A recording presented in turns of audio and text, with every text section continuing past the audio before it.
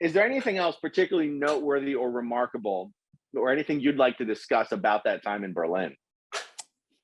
Well, again, Sabrina did touch on this, but the Tom Cruise story I always thought was very interesting because there was really a morale deflation after that because, Tom Cruise is shooting Valkyrie. He's, one of the richest people, most successful actors in the world.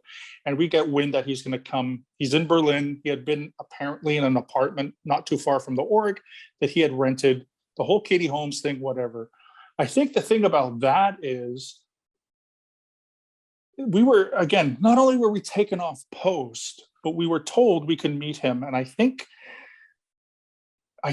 the naiveness of some of the staff, not to blame the staff members, but I could not imagine someone like Tom Cruise coming through an org, even if it was in the evening, and shaking hands with over 100 people on staff. There is no way that his security people would have let him do that. So when I heard that, I was immediately skeptical. I thought to myself, there's no way that Tom Cruise's bodyguards, Tom Cruise's PR, his entourage, his PR people are going to allow that, because you never know if someone's got a knife. You never know if someone's going to be deranged. For his own safety, going around an org, even a Scientology org, to shake the hands of 100 plus people. And so I had also, when I went to college, I studied film and broadcasting, and I did an internship with a company called Deluxe. And we used to have high profile clients that used to come in there to do post-production sound and picture stuff. So, something called ADR, basically. And ADR, of course, is when you read lines after the fact to sort of match it up to lines that an actor is saying. It's called additional dialogue replacement, a little bit like looping. I'm sure Leah's done a ton of it, and so on. So I knew that you don't just have massive groups of people together with someone who's got a high profile.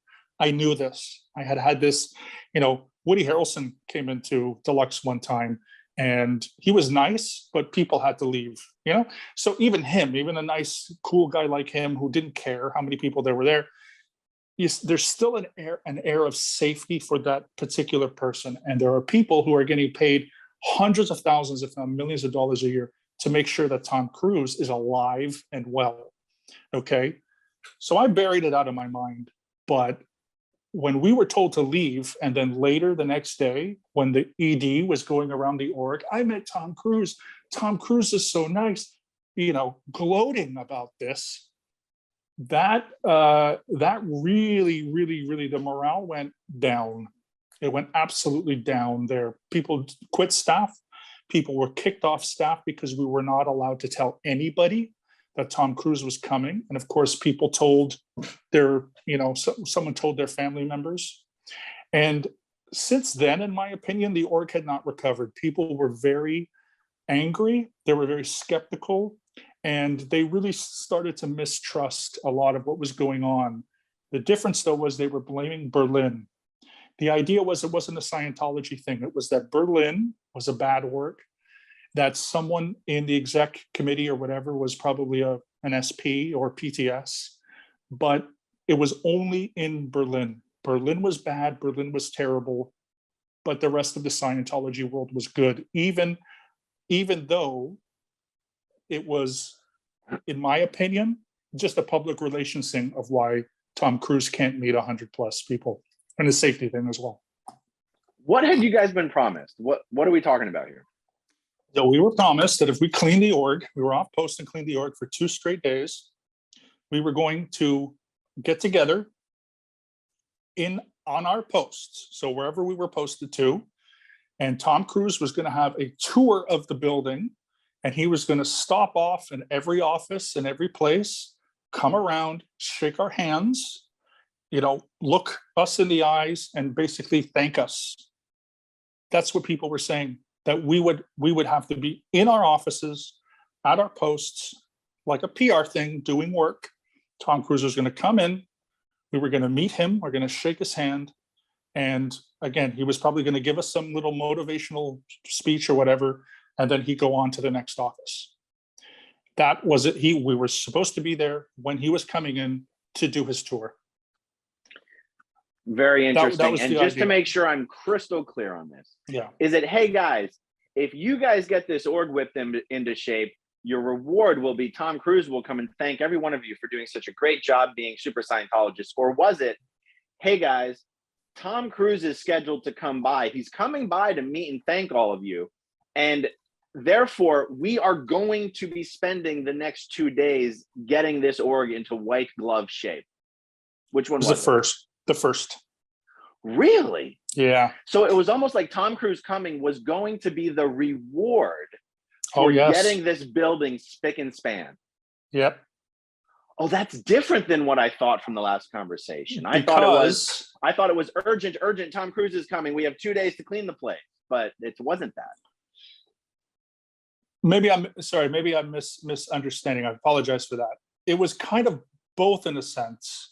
We knew that Tom Cruise was going to come.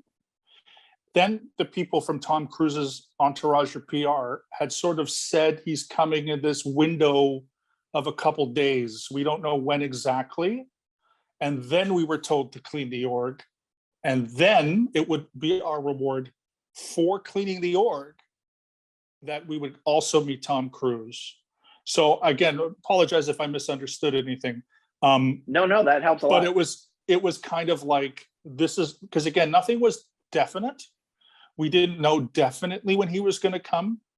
And from what I understood, when he did come, they gave, again, like a small window, like he had been on break from filming Valkyrie. And so they put him in a car. He came to the org, he saw the org. So when he came was not like it's going to be, because I think it was at like 11 or 12 o'clock at night on a particular day. We didn't know that, but we knew that he was sort of in the area and that he would be coming at a undisclosed amount of time. And so as we were cleaning, as we were getting everything together, then it was like, okay, now he's coming. Everyone gets out of the org, except for like 5 people. And those are the people, Roman, Lucas, I believe were there, the Kristen Austinat, Sabina Weber, and possibly 1 or 2 more people. And they were the ones that did the tour. So apologies, just no definitive, like he's coming on this day. That was more open. And so to frame it a little further, this was after Tom Cruise had already been awarded his IAS Freedom Medal of Valor by David Miscavige.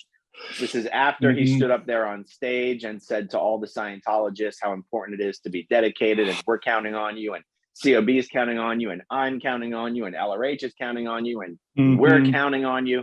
So having Tom Cruise come by at this time wasn't just, hey, it's a famous Scientologist. This was almost akin to David Miscavige himself coming and thanking each one of you. And we had an IAS Reg office on the first floor, and outside that office, they had a television. I must have seen that Tom Cruise Medal of Valor clip 50 to 100 times. It was constantly on all the time on that first floor, and people would be eating their lunches on their breaks, and we would watch that spastic turtleneck and clapping and looking completely off balance. I must have seen that clip at least 50 times. That thing, I probably saw it in one day 3 or 4 times. When we were at Night Watch, we would go up to watch it because it was an hour or whatever, just to kill time. And that clip, when it came out with Anonymous, I was like, yeah, I've seen this clip hundreds of times. What's wrong with it? And then I'm like, oh, that's what's wrong with it. Oh, now I know what's wrong with it, because now I'm not thinking like a Scientologist, and I'm not thinking he's doing a tone scale thing, or he's whatever. Oh, he just did OT7 or whatever.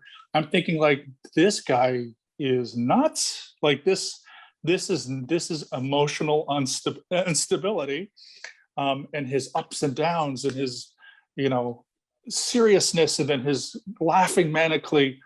And I remember a friend of mine was like, when that first came out with Anonymous, and a friend emailed me, and I was like, yeah, so what? And then it took a couple of times to be like, yeah. So just an anecdote on that particular clip was viewed so many times by staff members as motivation. So yeah, when he comes in, when it's Tom Cruise was coming in, that was less than 3 years that he had done that, right? That clip was, I guess, October-ish of 2004, because the October event, I guess, is the St. Hill event. So this was less than this, maybe 2.5 years, 2.75 years. And everyone who was a second gen, everyone who wasn't a second gen, Tom Cruise, him coming, like you say, second to David Miscavige. And in some people's mind, maybe even first to David Miscavige. I know to my roommate, who had been in Scientology for 10 years at that time, he didn't care. We had a little thing about maybe David Miscavige would come in. Okay, that was nice. But this is Tom Cruise. Like, this is something different, you know? So all the staff get screwed at the last minute. They're told, get out of the building. Tom's coming. Oh, yeah. And the next day, the ED is so freaking tone deaf that she's running around gloating about having met Tom to everyone who just got screwed. Everybody. And my roommate, David, was so angry that he actually, he said something very sarcastic. Again, because speaking German, it was hard for me to really, he told me later what he was saying. But as she was gloating, he was so angry. And I knew that there were these logistical issues that wouldn't work, but that's just me. They were expecting that, and people were unbelievably angry. We also had a staff meeting, I guess a few days later, sometime later, and people were standing up, they were yelling, they were screaming, and the whole exec people just dismissed it. Like, well, that's just how it was. It's Tom Cruise. He's a big famous person, and don't blame us and whatever. And again, a few people left staff. They felt very hurt, and from then, morality down. That was relatively now getting into August of 2008. So it was like June or July of 2008. And then from August, September, straight downhill as far as morality. People started not going on a full-time course. People stopped, people who were supposed to be in for 90 hours a week would come in for maybe 10 or 20 hours a week. And then people just disappeared. It was really strange. I mean, and I don't begrudge those people, obviously, because they were lied to, regardless of the fact that my little knowledge of what client relations is like in a film company was just different perspective. But yeah, lied to completely. It was completely awful. So at the staff meeting, did the execs offer up a reason for why the plans changed at the last minute? No, not that I recall. Again, being in German, there may have been, but I always had someone to translate for me, like my friend, like my roommate David, or someone else. And from what I just recall, they were just pushing the blame onto other sources, and that was it. I don't think they really gave a clear, concise answer. I think it was more like, well, Tom Cruise came, you should be happy. The org was clean, so you should be happy. The ED was still gloating, so you should be happy. And I don't think there wasn't anything ever resolved. I mean, people were still angry weeks after, months after. And then, of course, life takes over and people start to sort of forget about it. But it really rocked, I think, the morale in the org for at least after that period onwards. So after sort of the late summer and into the fall and the winter, which were not great. Not great. So, one thing that occurs to me that is really unfortunate, but also quite likely, is that it's very possible Tom not only never agreed to do what everyone was promising he was going to do, but was probably never even informed that the staff were even told that this is what was going to happen. Agreed. I agree with that 100%. The other thing too is him and Katie Holmes eventually, I think, like, after they brought flowers, like a really, really big, massive plot of flowers with like a thank you card. So for me, I 100% agree. Just the way that communication is run in that kind of a situation, Tom Cruise probably has next to no power, especially when he's on a film set, of his own schedule. He was probably told that morning or even that afternoon, we've got a little window of opportunity from filming Valkyrie. So he would have gone off of Valkyrie at a certain time, and he would have had this window of opportunity, and he would have gone there.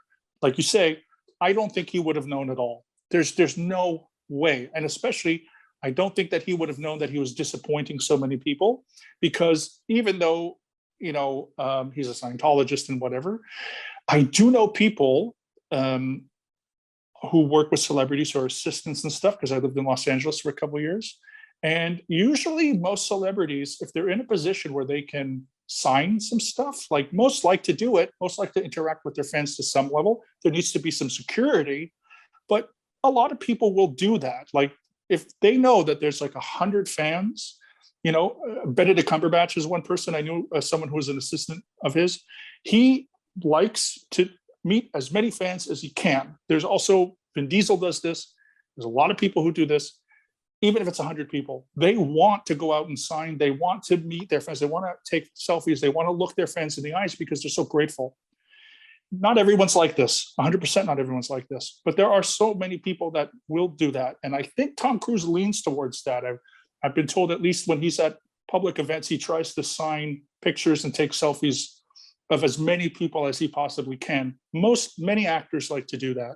They like to engage with their fans. So by someone in his entourage, let's say, not informing him of that because they didn't know, something maybe that the executives in Berlin concocted that they never brought to his PR people, that to me also is pretty likely. So I don't blame Tom Cruise, right? I know from that prior experience in the film industry what it's like, what their schedules are like.